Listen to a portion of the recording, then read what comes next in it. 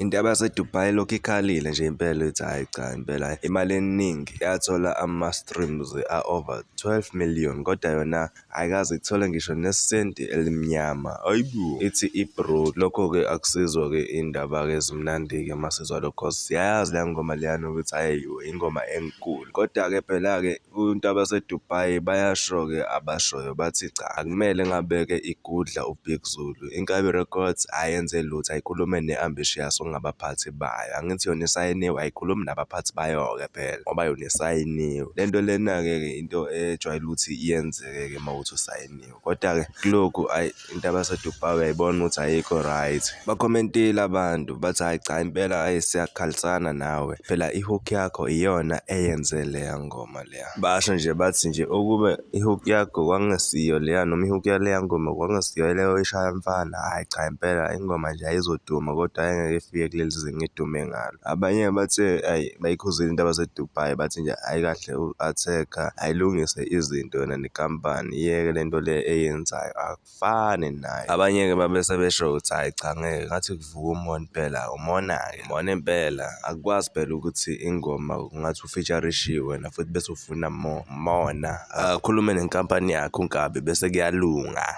Subscribe lapho Nkabi yami.